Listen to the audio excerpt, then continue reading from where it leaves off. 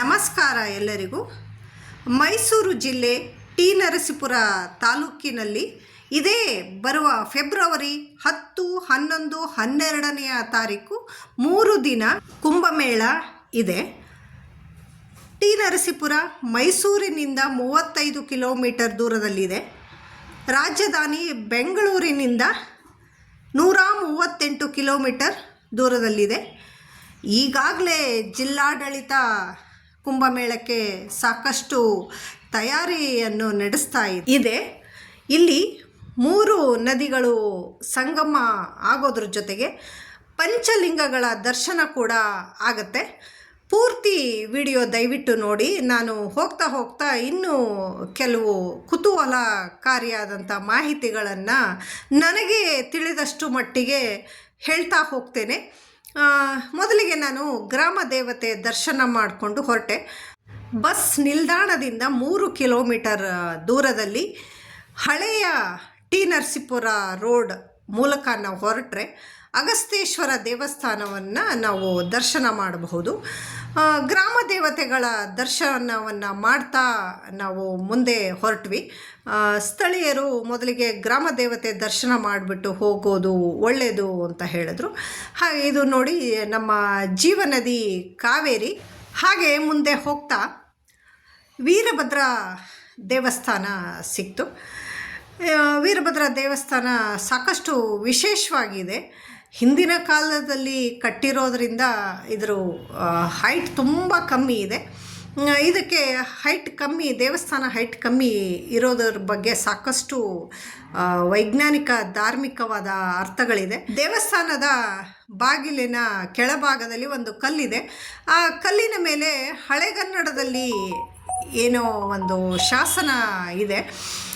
ಇಲ್ಲಿ ಪಕ್ಕದಲ್ಲೇ, ಈ ದೇವಸ್ಥಾನದ ಪಕ್ಕದಲ್ಲೇ ಒಂದು ಮನೆ ಇದೆ. ಅವರು ಅದನ್ನೆಲ್ಲ ಹಾಗೆ ಕಾಪಾಡಿಕೊಂಡು ಹೋಗ್ತಾ ಇದ್ದೀವಿ ನಾವು ಅಂತ ಹೇಳಿದ್ರು.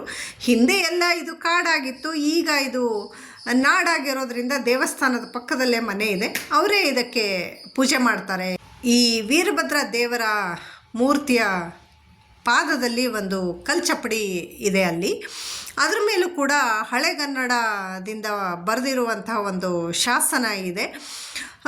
ಇಲ್ಲಿ ವೀರಭದ್ರ ಮೂರ್ತಿ ತುಂಬ ಪ್ರಶಾಂತವಾಗಿ ಇದ್ದಾನೆ. ಮತ್ತು ಈ ವೀರಭದ್ರ ದೇವಸ್ಥಾನ ಮುಗಿಸ್ಕೊಂಡು ಹೊರಗಡೆ ಬಂದಾಗ ಮತ್ತೆ ಅಲ್ಲಿ ಹನುಮಂತೇಶ್ವರ ದೇವಸ್ಥಾನ ಕೂಡ ಇದೆ. ಇಲ್ಲಿಯ ಶಿವಲಿಂಗಕ್ಕೆ ಹನುಮಂತೇಶ್ವರ ಅಂತ ಹೇಳ್ತಾರೆ. ಯಾಕಪ್ಪ ಇದು ಹನುಮಂತೇಶ್ವರ ಅಂತ ಹೆಸರು ಹೇಳ್ತಾರೆ ಅಂತ ಹೇಳಿಬಿಟ್ಟು ನಾನು ಮುಂದೆ ಇದಕ್ಕೊಂದು ಸುಂದರವಾದ ಕತೆ ಇದೆ, ಅದನ್ನು ಹೇಳ್ತೀನಿ. ಪುಟ್ಟ ದೇವಸ್ಥಾನ ಇದು. ಕಲ್ಲು ಕಂಬಗಳು ಎಲ್ಲ ತುಂಬ ಚೆನ್ನಾಗಿದೆ. ಗರ್ಭಗುಡಿನಲ್ಲಿ ಶಿವಲಿಂಗ ಸಾಕಷ್ಟು ದೊಡ್ಡದು ಇಲ್ಲಿ.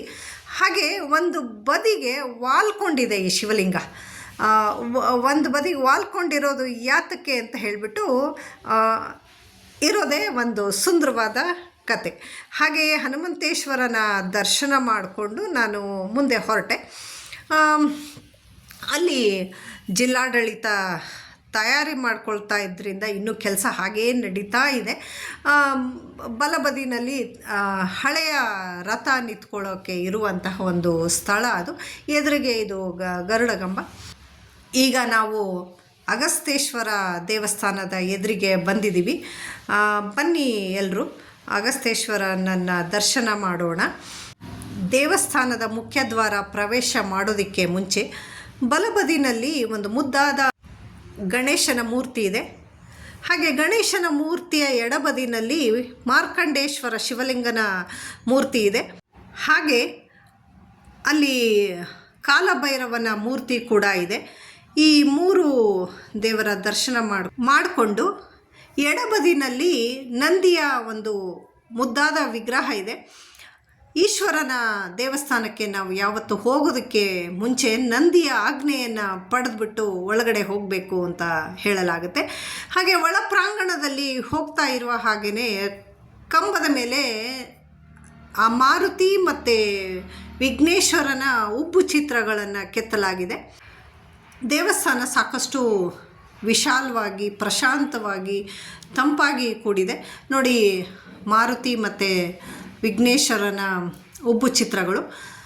ಬಲಬದಿನಲ್ಲಿ ತಾಯಿ ಕಾಮಾಕ್ಷಾಂಬ ದೇವಿಯ ಗರ್ಭಗುಡಿ ಇದೆ. ಗರ್ಭಗುಡಿಯ ಈ ಎಡಭಾಗದಲ್ಲಿ ಸೋಮೇಶ್ವರನ ಶಿವಲಿಂಗ ಮತ್ತು ನಂದಿಯ ಮೂರ್ತಿ ಇದೆ. ಅಲ್ಲಿ ಈ ಲಿಂಗದ ದರ್ಶನ ಮಾಡೋದು ತುಂಬ ಒಳ್ಳೆಯದು ಅಂತ ಹೇಳಲಾಗುತ್ತೆ. ಯಾಕಂತಂದರೆ ಈ ಲಿಂಗಕ್ಕೆ ಬ್ರಹ್ಮಸೂತ್ರ ಇದೆ. ಆ ಬ್ರಹ್ಮಸೂತ್ರದ ಗುರುತು ಕೂಡ ಕಾಣುತ್ತೆ. ಇದಾದ ನಂತರ ಮುಖ್ಯ ಲಿಂಗ ಅಗಸ್ತೇಶ್ವರರನ್ನು ನಾವು ದರ್ಶನ ಮಾಡಿಬಿಟ್ಟು ಮುಂದೆ ಹೊರಟ್ರೆ ಅಗಸ್ತ್ಯ ಮಹಾಮುನಿಗಳ ವಿಗ್ರಹ ಮತ್ತು ಲೋಪಮುದ್ರೆಯ ವಿಗ್ರಹಗಳು ಇದೆ. ದೇವಸ್ಥಾನದ ಪ್ರದಕ್ಷಿಣ ಪಥದಲ್ಲಿ ಸಾಕಷ್ಟು ಲಿಂಗಗಳಿದೆ. ಒಂದರ ನಂತರ ಒಂದನ್ನು ದರ್ಶನ ಮಾಡ್ತಾ ಹೋಗಬೇಕು. ಇಲ್ಲಿರುವ ಶಿವಲಿಂಗಕ್ಕೆ ಅಗಸ್ತೇಶ್ವರ ಅಂತ ಯಾತಕ್ಕೆ ಕರೀತಾರೆ ಅಂತ ಹೇಳಿಬಿಟ್ಟು ನಾನು ಈಗ ಹೇಳ್ತಾ ಹೋಗ್ತೇನೆ. ಅಗಸ್ತ್ಯ ಮಹಾಮುನಿಗಳು ಈ ಲಿಂಗವನ್ನು ಸ್ಥಾಪನೆ ಮಾಡಿದ್ರಿಂದ ಅಗಸ್ತೇಶ್ವರ ಅಂತ ಹೆಸರು ಬಂತು ಈ ಶಿವಲಿಂಗಕ್ಕೆ. ಒಂದು ಬಾರಿ ಕಾಶಿ ವಿಶ್ವನಾಥನ ನಾನು ಪೂಜೆ ಮಾಡಬೇಕು ಅಂತ ಅನಿಸ್ತಂತೆ ಅಗಸ್ತೇಶ್ವರ ಮಹಾಮುನಿಗಳಿಗೆ. ಆಗ ಅವರು ಮಾರುತಿಗೆ ಹೇಳ್ತಾರಂತೆ, ಅಪ್ಪ ಮಾರುತಿ, ನೀನು ನನಗೆ ಕಾಶಿಗೆ ಹೋಗ್ಬಿಟ್ಟು ಶಿವಲಿಂಗವನ್ನು ತಂದುಕೊಡು, ನಾನು ಪೂಜೆ ಮಾಡಬೇಕು ಅಂತ ಹೇಳ್ತಾರಂತೆ. ಆಗ ಗೊತ್ತಲ್ಲ ನಿಮಗೆ, ನಮ್ಮ ಮಾರುತಿ ಭಾಳ ಸಂತೋಷವಾಗಿ ಕಾಶಿಗೆ ಹಾರಿದ್ನಂತೆ. ಅಲ್ಲಿಂದ ನಾನು ಮುನಿಗಳಿಗೆ ಶಿವಲಿಂಗವನ್ನು ತಂದು ಕೊಡಬೇಕು ಅನ್ನೋ ಒಂದು ಸಂತೋಷದಲ್ಲಿ ಹೊರಟನಂತೆ. ಆಗ ಮಾರುತಿ ಬರೋದು ಸ್ವಲ್ಪ ತಡ ಆಯ್ತಂತೆ. ತಡ ಆದ ತಕ್ಷಣ ಅಗಸ್ತೇಶ್ವರ ಮಹಾಮುನಿಗಳು ಏನು ಮಾಡಿದ್ದಾರೆ, ಅಲ್ಲಿರುವ ಮರಳನ್ನು ತಗೊಂಡ್ಬಿಟ್ಟು ಶಿವಲಿಂಗವನ್ನು ರಚನೆ ಮಾಡಿಬಿಟ್ಟು ಪೂಜೆ ಮಾಡೋದಕ್ಕೆ ಅಂತ ಪ್ರಾರಂಭ ಮಾಡಿದ್ರಂತೆ. ಇವರು ಪೂಜೆ ಮಾಡೋದಕ್ಕೆ ಪ್ರಾರಂಭ ಮಾಡೋ ಅಷ್ಟರಲ್ಲೇ ಮಾರುತಿ ಅಲ್ಲಿಗೆ ಕಾಶಿಯಿಂದ ಶಿವಲಿಂಗವನ್ನು ತಗೊಂಡು ಬಂದಂತೆ. ಕಾಶಿಯಿಂದ ಶಿವಲಿಂಗನ ತಂದಿದ್ದೀನಿ ನಾನು ಅಂತ ಹೇಳಿದಂತೆ. ಆವಾಗ ಇಲ್ಲಪ್ಪ, ನಾನು ಆಗಲೇ ಮರಳಿನಿಂದ ಶಿವಲಿಂಗವನ್ನು ಮಾಡಿ ಪೂಜೆ ಮಾಡ್ತಾ ಇದ್ದೀನಿ, ನೀನು ಬರೋದು ತಡ ಆಯ್ತಲ್ಲ ಅಂತ ಹೇಳಿದ್ರಂತೆ. ಮಾರುತಿಗೆ ತುಂಬ ಕೋಪ ಬಂತಂತೆ. ನೋಡು, ನಾನು ಮುನಿಗಳಿಗೋಸ್ಕರ ಶಿವಲಿಂಗ ತರೋದಕ್ಕೆ ಹೊರಟಿದ್ದೀನಿ, ಇವರಾಗಲೇ ಒಂದು ಮರಳಿನ ಲಿಂಗ ಮಾಡ್ಕೊಂಡ್ಬಿಟ್ಟಿದ್ದಾರೆ ಅಂತ ಹೇಳಿಬಿಟ್ಟು ಆ ಅಗಸ್ತೇಶ್ವರ ಮಹಾಮುನಿಗಳು ಮಾಡಿದ್ರಲ್ಲ ಲಿಂಗ, ಅದಕ್ಕೆ ಕೋಪದಿಂದ ಹೀಗೆ ಕೈಯಿಂದ ಹೀಗೆ ಹೊಡೆದ್ಬಿಟ್ನಂತೆ. ಆ ಕೈಯಿಂದ ಹೊಡೆದಿರೋದಕ್ಕೋಸ್ಕರ ಗುರ್ತಿಗೆ ಇವತ್ತಿಗೂ ಕೂಡ ಆ ಅಗಸ್ತೇಶ್ವರ ಶಿವಲಿಂಗದ ಮೇಲೆ ಒಂದು ತಗ್ಗು ಬಿದ್ದಿದೆ. ತಗ್ಗು, ಆ ತಗ್ಗಿನಲ್ಲಿ ನಿಮಗೆ ನಿರಂತರವಾಗಿ ನೀರು ಒಸರುತ್ತೆ.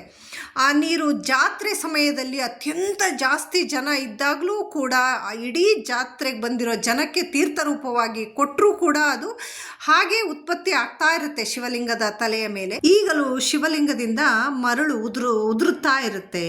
ಇಲ್ಲಿ ಆಂಜನೇಯ ತಂದಿದ್ನಲ್ಲ ಶಿವಲಿಂಗವನ್ನು, ನಾನು ಶಿವಲಿಂಗವನ್ನು ತಂದಿರುವುದನ್ನು ಅಗಸ್ತ್ಯ ಮಹಾಮುನಿಗಳು ಪೂಜೆ ಮಾಡಲಿಲ್ಲ ಅಂತ ಹೇಳಿಬಿಟ್ಟು ಹಾಗೆ ಅಲ್ಲಿ ಜೋರಾಗಿ ಇಟ್ಬಿಡ್ತಾನಂತೆ. ಇಟ್ಟ ತಕ್ಷಣ ಅದು ಒಂದು ಬದಿಗೆ ವಾಲ್ಕೊಳ್ಳುತ್ತಂತೆ ಆ ಶಿವಲಿಂಗ. ಅದೇ ನಾವು ಬರುವಾಗ ಎಡಬದಿನಲ್ಲಿ ಸಿಗುವ ಹನುಮಂತೇಶ್ವರ ಶಿವಲಿಂಗ. ಯಾರೆಲ್ಲ ಅಗಸ್ತೇಶ್ವರನ ದರ್ಶನಕ್ಕೆ ಬರ್ತಾರೆ, ಮೊದಲಿಗೆ ಅವರು ಹನುಮಂತೇಶ್ವರ ಶಿವಲಿಂಗವನ್ನು ದರ್ಶನ ಮಾಡಿ ನಂತರ ಅಗಸ್ತೇಶ್ವರನ ದರ್ಶನ ಮಾಡೋದ್ರಿಂದ ಅವ್ರಿಗೆ ತುಂಬ ಒಳ್ಳೆಯದಾಗುತ್ತೆ ಅಂತ ಹೇಳಿಬಿಟ್ಟು ಅಗಸ್ತ್ಯ ಮಹಾಮುನಿಗಳು ಹನುಮಂತನಿಗೆ ವರ ಕೊಡ್ತಾರಂತೆ.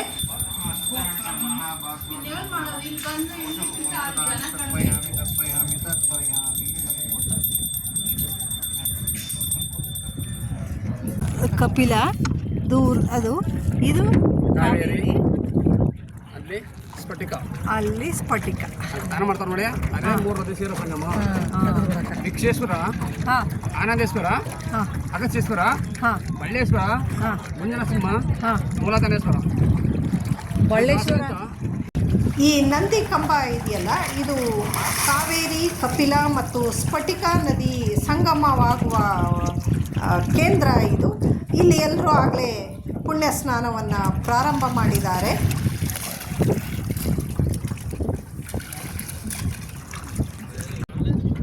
ಅವ್ರಿಗೂ ಸಹ ಒಳ್ಳೇದಾಗಲಿ, ಬಂದು ಸ್ನಾನ ಮಾಡಿದ್ದಾರೆ ಸಂಗಮದಲ್ಲಿ. ಈಗ ವಿಕ್ಷೇಶ್ವರ ದೇವಸ್ಥಾನ ತನಕ ಕರ್ಕೋತೀನಿ.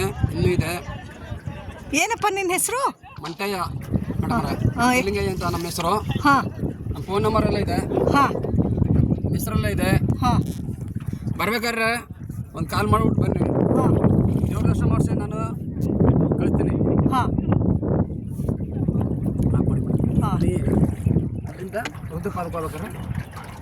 ಇದು ವಿಕ್ಷೇಶ್ವರ ದೇವಸ್ಥಾನ.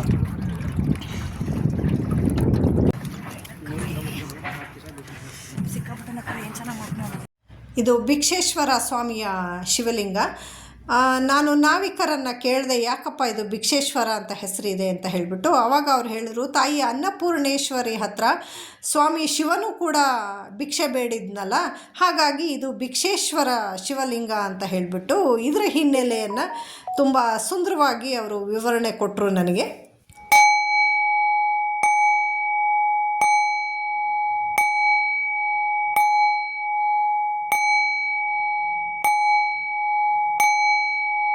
ಭಿಕ್ಷೇಶ್ವರ ದೇವಸ್ಥಾನದಲ್ಲಿ ದರ್ಶನ ಮಾಡಿಸ್ಕೊಂಡು ಈಗ ರುದ್ರಪಾದ ಕರ್ಕೋಗ್ತಿದ್ದಾನೆ. ರುದ್ರಪಾದದಲ್ಲಿ ದರ್ಶನ ಮಾಡಿಸ್ಕೊಂಡು ಆಮೇಲೆ ಬ್ರಹ್ಮ ವಿಷ್ಣು ಪಾದಾಗ ಅಲ್ಲವ ತೋರಿಸ್ತೀನಿ. ಅಕ್ಷೇಶ್ವರ ದೇವಸ್ಥಾನದಲ್ಲಿ ಕರ್ಕೋಗಿ ಅಲ್ಲೇ ದೇವ್ರ ದರ್ಶನ ಮಾಡಿಸಿ ಕಳಿಸ್ತೀನಿ ಮೇಡಮ್ ಅವ್ರಿಗೆ. ಅದೇ ಅದೇವಾ ಮೂಗ ಮೂಗ ನೋಡಿರಿ. ದೇವ್ರು ತಗೋಗ್ತಾರೆ. ಇಲ್ಲಿ ರುದ್ರಪಾದ ತಗೊಂಡು ಪೂಜೆ ಮಾಡ್ಕೊಂಡು ಕಳ್ಸೋಣ ನೋಡಿ. ದೇವರು ಮಾಡ್ಕೊಂಡು ಹೋಗ್ತಿದ್ದಾರೆ. ಅವನು ಮಾತು ಬರಲ್ಲ, ಮೂಗ. ಅವನು ಮಾದೇವಂತ ಅವನ ಹೆಸರು ಮೂಗ ಅಂತ ನೋಡಿ. ಅಲ್ಲಿ ನಿಂತಿದ್ದೇನೆ ನೋಡಿ, ದೇವ್ರು ಮಾಡ್ಕೊಂಡು ಹೋಗ್ತಿದ್ದಾನೆ. ಈ ರುದ್ರಪಾದ ನೀರ ತುಂಬ್ಕೊಂಡು ಪೂಜೆ ಮಾಡ್ಕೊಂಡು ಹೋಗ್ತಿದ್ದಾನೆ. ತಗೊಳ್ಳಿ ಮೇಡಮ್. ತಗೊಂಡೆ. ಅದ್ಭುತವಾದ ಜಾಗಕ್ಕೆ ಕರ್ಕೊಂಬಂದೆ ಕಣಪ್ಪ. ನಿಂಗೆ ಕೋಟಿ ಧನ್ಯವಾದಗಳು ಕಣಪ್ಪ. ನಂಗೆ ಹಿಂಗೆ ಅಂತಾನೆ ಅಂತ ಗೊತ್ತೇ ಇರಲಿಲ್ಲ ಕಣಪ್ಪ. ಫುಲ್ ರೌಂಡ್ ಒಳಗಡೆ ರುದ್ರಪಾದ ದೇವ್ರ ದರ್ಶನ ಮಾಡಿಸ್ತಾ ಇದ್ದಾನೆ. 5 ನಿಮಿಷ ಬಂದೆ.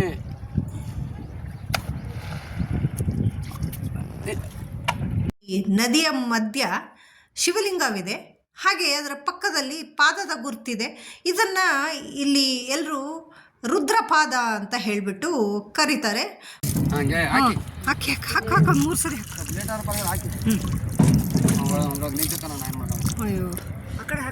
ಹಾಕು. ಚೆಂಬ ತರಬೇಕು. ಇಂಥ ಸ್ಥಳಕ್ಕೆ ಬಂದ್ಮೇಲೆ ಒಂದು ಚೆಂಬ ತಗೋಬೇಕು. ಮಂಟೆ ಸ್ವಾಮಿ ಅಂತ ಹೇಳ್ಬಿಟ್ಟು ಇವರ ಫೋನ್ ನಂಬರ್ ಕೂಡ ನಾನು ಡಿಸ್ಕ್ರಿಪ್ಷನ್ ಬಾಕ್ಸಲ್ಲಿ ಕೊಟ್ಟಿರ್ತೀನಿ.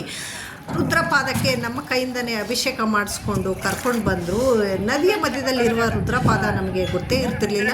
ನಂತರ ಇಲ್ಲಿ ಮೆಟ್ಟಿಲುಗಳನ್ನು ಹತ್ತಿ ಹೋಗಿ ಅಮ್ಮ ನೀವು ಎಡಬದಿನಲ್ಲಿ ವಿಷ್ಣುಪಾದ ಬ್ರಹ್ಮಪಾದ ಇದೆ. ಇಲ್ಲಿ ರುದ್ರಪಾದ, ವಿಷ್ಣುಪಾದ, ಬ್ರಹ್ಮಪಾದ ಇಲ್ಲಿ ಇರೋದ್ರಿಂದ ಗಯಾ ಕಾಶಿಗಿಂತ ಒಂದು ಗುಲಗಂಜಿಯಷ್ಟು ಜಾಸ್ತಿ ಇಲ್ಲಿ ಪುಣ್ಯ ಲಭಿಸುತ್ತೆ ಅಂತ ಇವರು ಹೇಳಿದ್ರು. ಇಲ್ಲಿ ಸರ್ಪದೋಷ ಕೂಡ ಮುಕ್ತಿ ಆಗುತ್ತೆ ಅಂತ ನಮಗೆ ನಮ್ಮ ನಾವಿಕರು ಹೇಳಿದ್ರು. ಅದರ ಸಾಕ್ಷಿಯಾಗಿ ಇಲ್ಲಿ ಸಾಕಷ್ಟು ನಾಗರ ಕಲ್ಲುಗಳು ಇದೆ. ಇಲ್ಲಿ ಒಂದು ಪುಟ್ಟದಾದ ಒಂದು ಗಣೇಶ ದೇವಸ್ಥಾನ ಇದೆ. ಗಣೇಶ ದೇವಸ್ಥಾನದ ಹಿಂಬದಿನಲ್ಲಿ ಅರಳಿ ಮರ ಇದೆ. ಅರಳಿ ಮರದ ಕೆಳಗಡೆ ಬ್ರಹ್ಮಪಾದ ಮತ್ತು ವಿಷ್ಣುವಿನ ಪಾದ ಇದೆ. ಇಲ್ಲಿ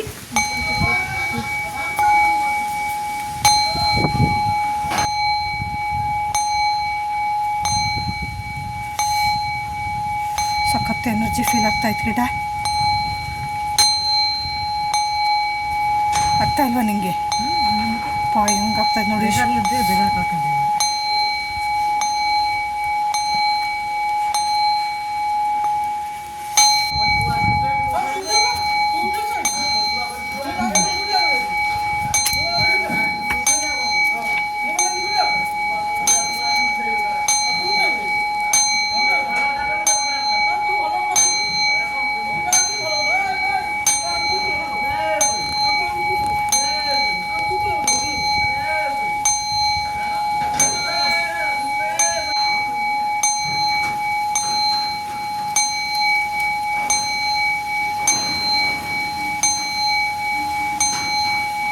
ನಾಳೆ ಗುಂಜಾ ನರಸಿಂಹ ಸ್ವಾಮಿ ದೇವಸ್ಥಾನದ ವಿಡಿಯೋ ಹಾಕ್ತೀನಿ. ವಿದೇಶಿ ಪ್ರಜೆಗಳು ಸಹ ದೇವಸ್ಥಾನವನ್ನು ನೋಡಿ ತುಂಬ ಖುಷಿ ಪಡ್ತಾಯಿದ್ರು. ನನ್ನ ಇವತ್ತಿನ ಈ ವಿಡಿಯೋ ನಿಮಗೆ ಏನು ಅನ್ನಿಸ್ತು ಅಂತ ಹೇಳಿಬಿಟ್ಟು ಕಮೆಂಟ್ ಸೆಕ್ಷನಲ್ಲಿ ಕಮೆಂಟ್ ಮಾಡಿ ತಿಳಿಸಿ. ಮತ್ತೆ ಸಿಗ್ತೀನಿ. ಧನ್ಯವಾದಗಳು.